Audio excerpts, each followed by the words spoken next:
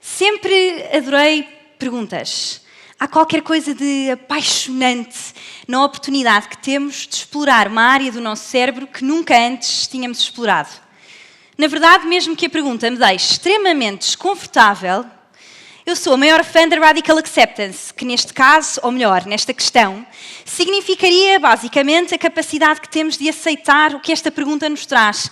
Descobrirmos mais sobre determinada área, descobrirmos mais sobre quem somos, sobre a vida e sobre o que nos rodeia. Mas sempre tive uma pergunta em especial que detestava. O que queres ser quando fores grande? Uma pergunta que fazemos, na verdade, a todas as crianças e que começamos a repetir com mais frequência a partir da pré-adolescência, a idade das escolhas. Esta pergunta, o que queres ser quando fores grande, desagradava-me, porque esta coisa de ter que escolher ser só uma coisa me fazia ficar mais desconfortável do que as perguntas desconfortáveis que nos fazem bem. E acho que esta reação a uma pergunta só pode ter uma de duas hipóteses. A primeira, não sabemos a resposta, ou a segunda, queremos recusar-nos a acreditar que, na verdade, esta pergunta é a única opção que temos, é a única opção que temos para o que fazemos. E, portanto, existia parte de mim que se recusava a acreditar que eu só podia ser uma coisa. Essa escolha do que eu ia ser ia ficar pré-definida num único momento da minha vida. E ao contrário do que se costuma dizer, em bom português, que quando se fecha uma porta abre-se sempre uma janela, neste não parecia o caso. Fruto do ensino tradicional, acabei por ter que fazer uma escolha entre ciências e tecnologias, economia e humanidades, e mais tarde entre medicina, economia, arquitetura, dança e matemática. Mas esta pergunta ficou sempre no meu subconsciente. O que queres ser quando fores grande? E, na verdade, tornou-se ainda mais clara quando me foi feita indiretamente. Nos meus primeiros meses a trabalhar na Google, a minha manager fez-me uma pergunta que era "What's your thing?" O que é a tua coisa? E eu, como de todas as outras vezes, quando me perguntavam o que querer ser quando fosses grande, não fazia a mínima ideia. Hoje, a única coisa que mudou foi que já sei a resposta a esta pergunta, mas continuo sem fazer a mínima ideia o que quer ser quando for grande. E é sobre isso que vos venho falar hoje, do valor de à pergunta "What's your thing?" podermos responder várias things, na verdade. 20 things in your 20s. Nos últimos anos, as áreas de economia e tecnologia, que são as áreas de onde eu venho, têm falado muito sobre o tema da longevidade. Tenho tocado neste tema, em especial com a tecnologia, biotech, nanotech e inteligência artificial a mudarem ao ponto molecular a forma como envelhecemos. Elixir da juventude? Nem por isso. Na realidade, o que nós vemos e passamos muito tempo a discutir é que a Europa está envelhecida. E se, por um lado, temos mais pessoas a trabalhar nas empresas durante mais tempo, o paradigma alterou-se. Ou seja, se nós, por um lado, tínhamos uma ideia piramidal em que tínhamos pessoas com mais de 50 anos em cargos de gestão e depois uma grande faixa etária de pessoas jovens, o que acontece hoje nas empresas é que a balança alterou-se e temos muitas pessoas com mais de 50 anos a trabalhar nas nossas empresas ou com idades mais elevadas, porque temos cada vez uma população a viver durante mais anos. E, portanto, se nós tínhamos antes o chamado gender balance, que é um tema que me diz muito, este desequilíbrio entre género feminino e masculino, agora também falamos sobre o generational gap, ou seja, um equilíbrio entre as duas gerações. E isto falamos deste desequilíbrio porque não estamos a falar só de viver até aos 80 anos, mas sim até aos 100 anos. Aliás, neste preciso momento, os bebés que nascem hoje têm 50% de probabilidade de viver até aos 100 anos. Para ser mais precisa, o que os dados nos dizem é que uma criança que nasce no Ocidente tem hoje mais de 50% de probabilidade de viver até aos 105 anos. E se compararmos com o que acontecia há um século atrás, nós tínhamos menos de 1% de probabilidade de uma criança viver até aos 100 anos. E isto implica que a forma como nós vivemos, como trabalhamos, como operamos, vai mudar drasticamente. Este conceito da longevidade não é novo, é um pouco menos sexy que um outro, que é o tema da imortalidade. Mas já há 10 anos atrás, um senhor chamado Terry Grossman publicava um livro que se chamava Transcend, com uma espécie de guia de como é que podemos viver uma vida mais longa e mais saudável. No fundo, prolongar o nosso tempo de vida. E este ponto é importante porque quando imaginamos que alguém vive mais tempo, imaginamos alguém a viver mais tempo mais velho.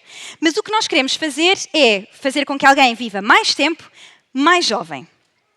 Mas então a questão é, se aumentamos o tempo de vida e se aumentamos a nossa possibilidade e tempo em que trabalhamos, o que fazemos com este tempo ou vida extra? E é aqui que entra a minha história. Antes, nós dividíamos a vida em 3 estados tradicionais. Primeiro estudar, depois trabalhar e depois a reforma. E na realidade, a idade marcava, era uma espécie de estado que marcava cada uma das fases da nossa vida.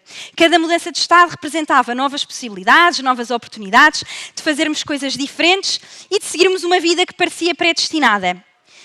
Mas a realidade é que isto mudou completamente. Por exemplo, sairmos da universidade e acharmos que nunca mais vamos regressar é uma ilusão. A educação passou a ser um estado transversal e, portanto, faz parte de cada uma das fases da nossa vida com o conceito de lifelong learning. E isto, o mesmo acontece com o trabalho, porque nós hoje vemos pessoas a trabalhar até aos 90 anos e vemos outras que se reformam aos 50. E, portanto, esta ideia de que toda a gente se vai reformar aos 65 está errada. A minha geração, a geração Z, tem uma ideia completamente diferente do mercado de trabalho. E, na verdade, o ano passado, nos Estados Unidos, 5,5 milhões de pessoas criaram os seus próprios negócios ou empregos. E isto enquanto tinham trabalhos full-time, ou seja, a realidade dos 9 às 5 mudou. A maioria dos top performers nos Estados Unidos não aceita este paradigma do trabalho das 9 às 5 e muitos deles estão a despedir-se. E isto significa uma forma como nós vemos o mercado de trabalho, porque se hoje trabalhar das 9 às 5 já não nos chega, se calhar vivendo nós até aos 100 anos, esta realidade de certeza que não vai servir. E, portanto, criar side hustles, mudar de carreira, ter uma vida mais completa, com mais paixões, vai de certeza fazer parte desta nova economia da longevidade. E porquê? Porque idade já não é um estado. A idade não é um estado porque a longevidade traz-nos esta oportunidade de uma vida de multi-estados. Algo mais como uma espiral de possibilidades, a que eu gosto de chamar a espiral da carreira da longevidade. Porque uma vida longa em si é um presente. Eu adoro viver e, portanto, acho que uma vida longa só é um presente se nós passarmos a maior parte do tempo dessa vida a fazer coisas de que nós realmente gostamos. Estas transições, nesta nova forma de olharmos para a carreira e para a nossa vida, implica mudanças não só para nós, enquanto indivíduos, como vemos as nossas relações, como vemos a parentalidade, como vemos as empresas, mas também para as próprias empresas, para os C-level, para as pessoas que as lideram e para o Estado, para o governo, para a política. A forma como olhamos para a existência e para o nosso legado muda. E foi isto que eu percebi alguns meses, na verdade, até alguns anos, depois de me terem feito esta pergunta na Google. Porque esta questão existencial do que era a minha coisa, a minha paixão, what's your thing, parecia ter deixado a minha carreira na Google e a minha identidade enquanto profissional condenada a uma paixão que eu não conseguia encontrar. Afinal, que paixão era essa? E a resposta para what's your thing é simples. Algumas pessoas têm uma paixão muito grande por alguém especial. Adoram cavalos, adoram fazer voluntariado, adoram ler ou escrever poesia. Mas a realidade é que eu gostava de fazer muitas coisas. Trabalhava numa empresa tecnológica, estava a criar a minha NGO, a minha ONG, estava a escrever um livro, tinha acabado de começar um movimento partidário, fazia parte de boards de faculdades, inteligência artificial. E esta definição de eu ser muitas coisas deixava a economista que há dentro de mim, muito nervosa e ansiosa. Porque quando entrei no mercado de trabalho, achei que ia fazer o percurso normal de subir a corporate ladder, de subir esta escada da carreira que parece definida quando entramos nas empresas. E depois recebia muito feedback de headhunters que me diziam que se eu tivesse que explicar muito sobre a minha carreira era mau sinal, os meus mentores e mentoras que me diziam que eu não podia ter tudo, e eu continuava apaixonada por tecnologia, por educação, por política, sem saber muito bem como definir ou como me enquadrar dentro de todas estas áreas. E, portanto, na verdade, estes 20 things in my 20s, isto de fazer muitas coisas, redefiniu a minha forma de olhar para o conceito clássico de subida de uma carreira. Na realidade, quando pensamos em entrar no mercado de trabalho, numa posição de entry level, depois se calhar chegamos a managers, a seguir vamos gerir uma equipa maior, um dia chegamos eventualmente à gestão de uma empresa, mudamos de empresas e é assim que olhamos para esta subida e ascensão, que na verdade é um conceito que começou e que surgiu no início da primeira revolução industrial, tão antigo e, na verdade, desatualizado quanto isto. E, pelo menos, esta ideia de subir na carreira como uma escada, com esta ideia da longevidade, com certeza deixará de existir na ideia clássica que temos dela. Porquê? Porque se todas estas previsões e estas probabilidades de uma vida até, eventualmente, aos 100 anos estiverem certas, isso significa que nós não podemos ter alguém num cargo de liderança durante mais de 10 anos. Porquê? Porque é saudável as empresas respirarem, terem outras pessoas a gerir e darem espaço a que uma nova geração entre e que possa também liderar e trazer novas ideias, novos desafios. E esta fricção que existe entre uma geração mais jovem, com uma ideia diferente do que quer no mercado, mais flexibilidade, num tema pós-Covid, o tema do trabalho híbrido, e uma geração que liderou e liderava de outra forma, que criam algumas fricções que só podem ser resolvidas através do diálogo intergeracional, não colocando estas duas realidades afastadas, mas sim juntas para que as possam resolver. Esta nova forma, a ideia de que a partir dos 60 anos uma nova vida pode começar, faz com que estes líderes que ficavam nas empresas durante mais tempo possam reinventar-se e, tal e qual como esta espiral da carreira de que falávamos, possam ter uma nova ambição e descobrir novas paixões. O que vamos ver, provavelmente, é que não faz sentido uma pessoa, como antes, continuar a viver durante 20 ou 30 anos sem qualquer pausa. Portanto, ter uma carreira sem interrupções, em que entra numa empresa e sai na idade da reforma. Provavelmente vamos ver mais pessoas a fazer pausas, não necessariamente sabáticos, mas pausas de reflexão, em que pensamos sobre o que é que faz sentido para nós e aquela que é a nossa realidade de reafirmação ou de pivot de carreira. Isto é chamada economia da longevidade, porque uma carreira de 60 anos, nesta nova economia, deixa de fazer sentido, sendo que a maioria dos negócios, quando nós pensamos sempre que resultam de pessoas que antes dos 30 anos fizeram tudo. É tal ideia dos Forbes 30 Under 30. Mas isto é um mito, porque a maioria das pessoas, ou dos founders bem-sucedidos, têm mais do que 30 anos. A maioria das mulheres mais poderosas do mundo têm mais de 40 a 50 anos.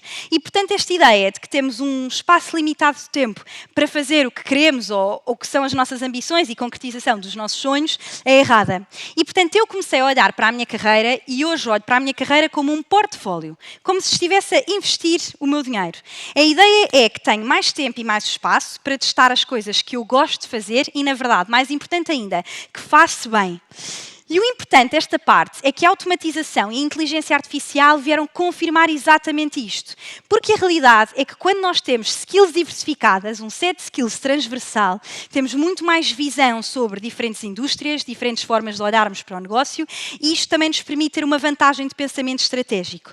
E é exatamente isso que fazemos quando investimos o nosso dinheiro. Investimos o nosso dinheiro em assets diferentes para diversificar o nosso risco e, portanto, quanto mais diversificado o nosso portfólio, menos risco temos em investi-lo. Porquê que isto importa? Porque todos nós passamos mais, em média, 60% do nosso tempo a trabalhar. E termos esta ideia de um portfólio permite-nos explorar os planos B, C e D sem a pressão de nós sermos só e apenas a nossa identidade, dependente daquilo que nós fazemos. E claro que o que nós fazemos importa, mas todos nós somos mais do que o nosso trabalho. Temos paixões e somos, na verdade, um ser multisser. Definir esse sucesso como uma escada que subimos nessa carreira é uma coisa que, como vos dizia, começou na primeira revolução industrial e que hoje em dia não faz sentido. Tanto que não faz sentido como termos que definir num determinado tempo o que é que queremos ser quando formos grandes. Na verdade, temos sempre que escolher, porque a vida em si mesma é uma escolha. Mas talvez esta vida mais longa nos permita escolher várias vezes, mais vezes, viver muitas vidas e sermos nós mesmos muitas coisas. E, portanto, se começarmos por dizer que são 20 coisas aos 20, atrevi-me a dizer que, na verdade, são 20 coisas aos 100, nos próximos 100 anos, ou mais do que 20 coisas nos próximos 100 anos. E, portanto, da próxima vez que me disserem que talvez não possamos ter tantas coisas, que talvez um CV tenha que ter uma história alinhada e contínua, que devia ter menos paixões, talvez possa responder que as 20 coisas que fiz aos 20 me ajudaram a definir as mais de 20 que quero fazer aos 100. Porque este é, na verdade, o maior presente da longevidade. É a oportunidade que nós temos de nos redefinir e de sermos tantas coisas. E, portanto, na próxima vez que vos perguntarem o que queres ser quando fores grande, talvez possam, independentemente da vossa raça, do vosso género, do sítio onde nasceram e de onde vêm, responder: quero fazer e ser tudo quanto eu quiser. Obrigada.